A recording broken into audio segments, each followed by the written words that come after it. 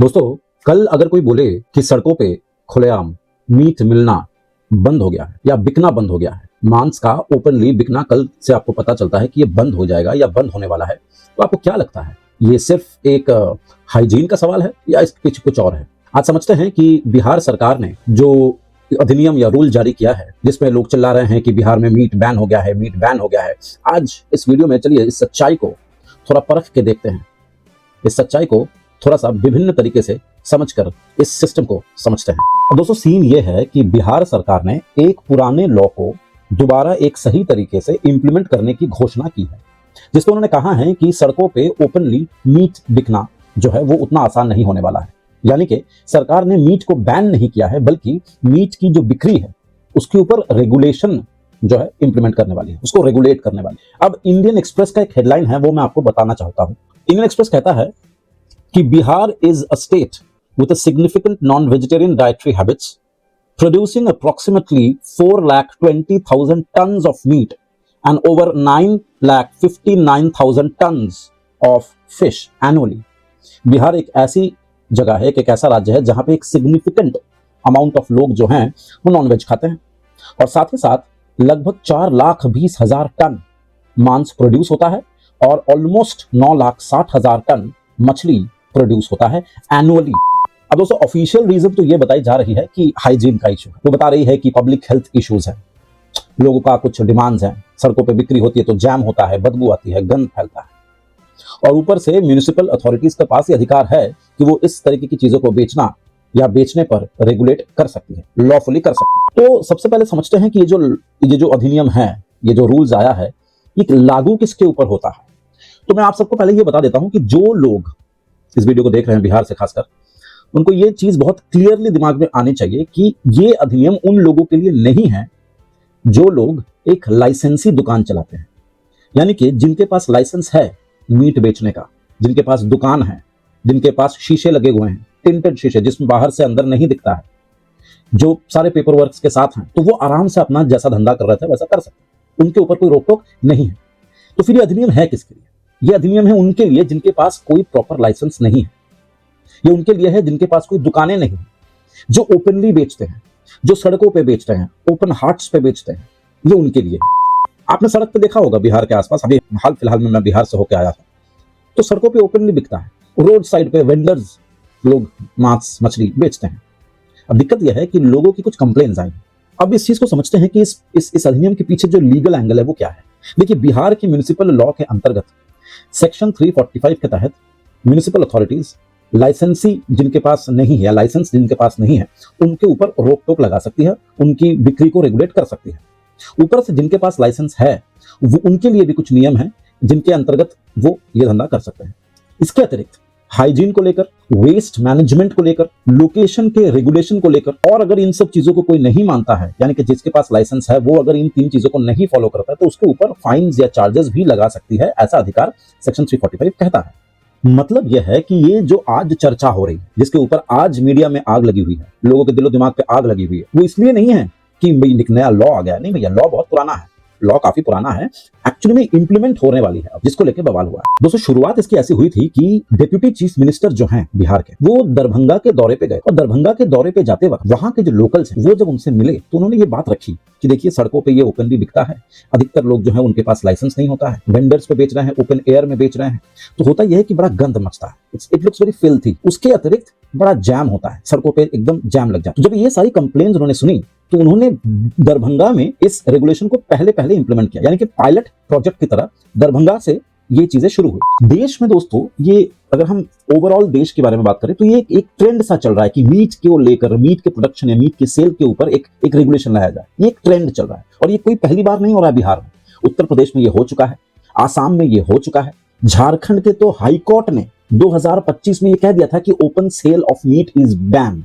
2017 में उत्तर प्रदेश की सरकार ने नो विजिबिलिटी रूल तक को इंप्लीमेंट कर दिया था, नो विजिबिलिटी रूल, जहां पे ये ओपन तरीके से बेचना, मांस बेचना, उनको काटना, ये कंप्लीटली बैन हो गया था 2017 से। तो बिहार कोई नया चीज नहीं कर रहा।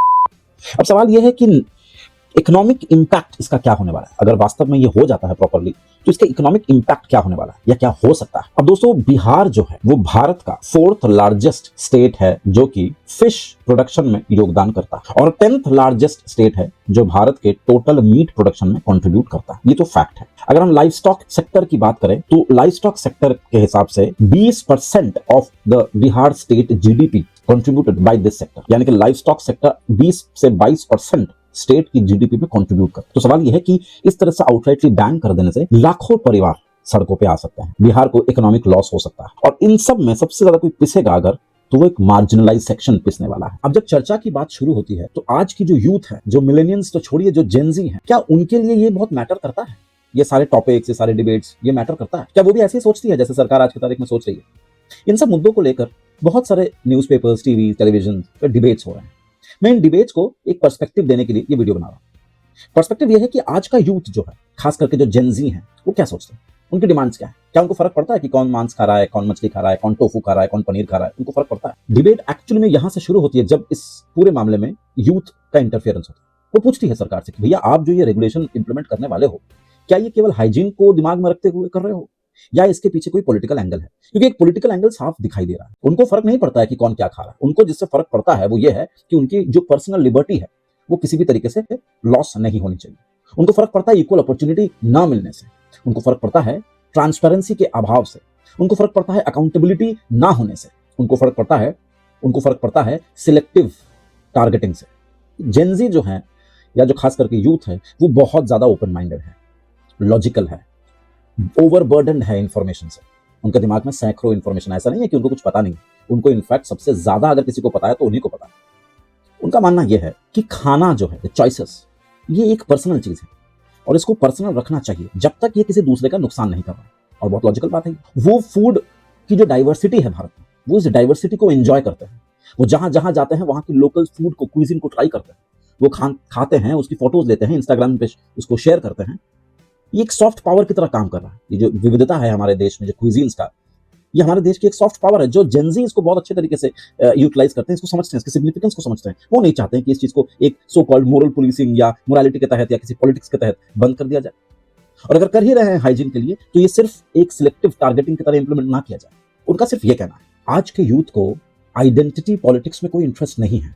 आज के यूथ को मेजरली पॉलिटिकल आइडेंटिटी से कोई इंटरेस्ट नहीं है। उनको इंटरेस्ट है तो सिर्फ पर्सनल लिबर्टी। वो पूछते हैं कि अगर ये रूल है तो ये सबके लिए है कि किसी एक ग्रुप के लिए? अगर इंपॉर्टेंट है हाइजीन के लिए तो ये सब पे अप्लाई होना चाहिए। अगर हाइजीन का इशू है तो स्टेट को चाहिए इंफ्रास्ट्रक्चर क्रिएट करके दे। यूथ आपसे ये सवाल पूछ रहा है सरकार से। उनके लिए चिकन, टोफू, फिश, ये सब लाइफ के चॉइसेस हैं, केवल लाइफस्टाइल चॉइसेस हैं। इससे ज्यादा उनके दिमाग में इन चीजों के लिए कोई जगह या कोई अहमियत नहीं है।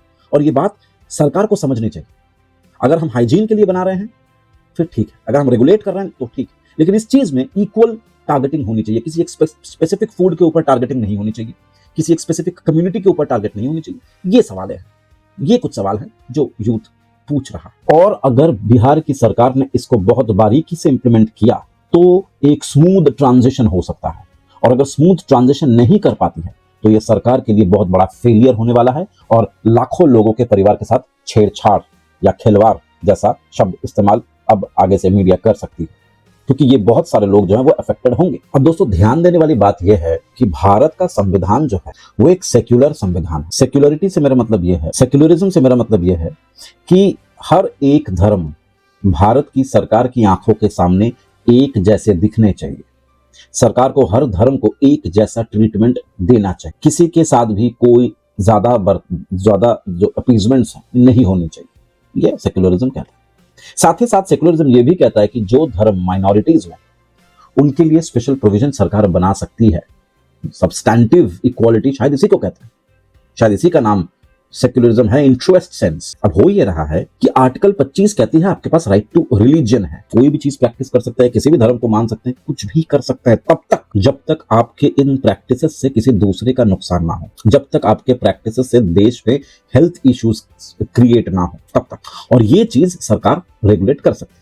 यहां तक बात क्लियर है। समस्या इसके बाद में है। समस्या यह है कि एक जो सवाल है वो आ रहा है कि हम क्या खाएंगे या सिटीजन्स क्या खाएंगे, क्या इसके ऊपर रेगुलेशंस सरकार लगा सकती है? क्या मैं क्या खाऊंगा या दूसरा व्यक्ति क्या पसंद करता है, क्या ये खाने की जो चॉइसेस हैं, क्या ये पर्सनल लिबर्टी के अंदर नहीं आती? सवाल ये है जिससे मुद्दा बन रहा है और उस मुद्दे को पॉलिटिसाइज करके लोगों को बेचा जा। दोस्तों, डिबेट वेजिटेरियन या नॉन वेजिटेरियन का नहीं है। डिबेट है कि सरकार कंट्रोल और रेगुलेशन का फर्क समझ रही है या नहीं। क्या ये सरकार कंट्रोल करना चाह रही है? ये सवाल है। सवाल ये है कि सरकार कितना कंट्रोल कर सकती है, और सवाल ये भी है कि इंडिविजुअल फ्रीडम एक्चुअली में कितनी फ्री है। क्योंकि इससे पहले भी सरकारों ने, बिहार में हो या किसी भी राज्य में हो, अधिकतर नॉर्थ इंडियन स्टेट, सरकार के कुछ ऐसे फैसले आए हैं सामने जो कि हाइजीन से ज्यादा, लॉ से ज्यादा एक पब्लिक मोरालिटी को शेप करने की तरफ ज्यादा रुचि रखता है। ऐसा डिबेट्स में अक्सर आता है। तो सरकार का ये जिम्मेदारी बनता है कि इन सब डिबेट्स में वो पहुंचे, अपनी बात को क्लियर करें और ये बताए कि इस पे डिबेट करके फालतू समय बर्बाद ना किया जाए।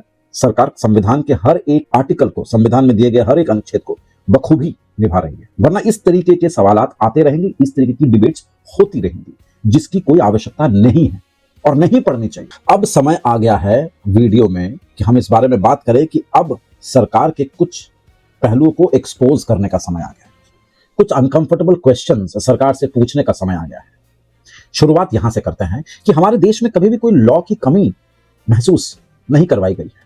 हाँ, लॉज की इंप्लीमेंटेशन के ऊपर जरूर सवाल उठे हैं कि कहां तक इंप्लीमेंट हो पा रही है, दूसरी शॉप उनके लिए मुहैया कराएगी। दूसरा, इस पूरे ट्रांजिशन में क्या उन लोगों को जिनकी दुकानों को बंद कर दिया जाएगा और नई दुकान खोलने पर मजबूर करेगी लाइसेंस के साथ, तो क्या उन लोगों को कोई लोन की सुविधा सरकार की तरफ से मिलने वाला है? तीसरा सवाल, क्या enforcement of this rule would be neutral? चौथा सवाल, या फिर वही एक क्लासिक एग्जाम्पल हम देखेंगे जहां पे हम सिलेक्टिव सीन्स देखेंगे, सिलेक्टिव एनफोर्समेंट देखेंगे, मार्जिनलाइज सेक्टर को बर्बाद होते देखेंगे, जहां पे एक पॉलिटिकल नॉइज होगा, डिबेट होगा, सोशल मीडिया पे आउटरीच होगा। क्या हम ये देखने वाले हैं? ये दो अल्टरनेटिव्स हैं सरकार के पास। दोस्तों, ये सिर्फ मीट का मुद्दा नहीं है, इसमें पॉलिटिक्स भी है, इसमें राजनीति भी है, इसमें सिलेक्टिव इंप्लीमेंटेशन भी है, इसमें सिलेक्टिव टारगेटिंग भी हो सकती है। ये सारे रिस्क के साथ साथ गवर्नेंस का भी एक बहुत बड़ा इशू है।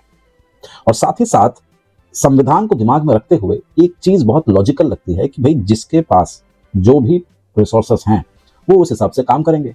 अगर मुझे कुछ खाना है, किसी और कुछ और खाना है, तो इन सबको अलाउ किया जाना चाहिए। ना किसी को फोर्स करो कि ये खाओ, ये मत खाओ, और ना ही किसी को अपना प्रेफरेंसेस छोड़ने पर मजबूर करो। स्टेट का कंट्रोल होना चाहिए, लेकिन कंट्रोल जो है वो न्यूट्रल लेवल पे होना चाहिए। मुद्दा यह है कि क्या आने वाले समय में हम एक ऐसा देश, ऐसा राज्य बनाना चाहते हैं या बनते देखना चाहते हैं जहां पे संविधान की इज्जत हो, संविधान को लोग रिस्पेक्ट करते हो, जहां पे फूड चॉइसेस एक पर्सनल लेवल पे लोगों को दिए जाए, उनकी रिस्पेक्ट की जाए, जहां पे रूल्स सबके लिए इक्वल हो, जहां सिस्टम एक्चुअली में काम करे? क्या ये कुछ सवाल नहीं होने चाहिए? क्या ऐसा देश हम नहीं बनाना चाहते? क्या ऐसा राज्य हम कल्पना नहीं करते हैं? और अगर करते हैं तो हमें इन डिबेट्स का जवाब देना चाहिए। हमें हेडलाइंस पे फाइट नहीं करना चाहिए, हमें सोशल मीडिया पे फाइट नहीं करना चाहिए। ऐसा कोई मुद्दा नहीं है जिस पे बात करके सॉल्व ना किया जाए। पॉलिटिकल विल, इंटेंट की जो है वो कमी साफ दिखती है, जो कि चिंता का विषय है। और एक आखिरी चीज कि रेगुलेशंस सरकार की तब तक लोगों को अच्छी लगती है जब तक उसमें कोई डिस्क्रिमिनेशन ना हो। जहां डिस्क्रिमिनेशन लोगों को दिखेगा वो सवाल पूछेंगे, वो समस्या क्रिएट करेंगे, वो प्रेशर क्रिएट करेंगे। अगर सिस्टम को समझना है तो चीजों के जड़ तक पहुंचना पड़ेगा। बिना सिस्टम को समझे आप सिस्टम से नहीं लड़ सकते। बिना सिस्टम को समझे आप डेमोक्रेटिक स्ट्रक्चर को बिल्टअप नहीं कर सकते। सिस्टम को समझोगे तभी डिबेट समझोगे। इसी के साथ इस वीडियो को यहीं पे समाप्त करते हैं दोस्तों। मिलते हैं एक अगले वीडियो में एक अगले मुद्दे।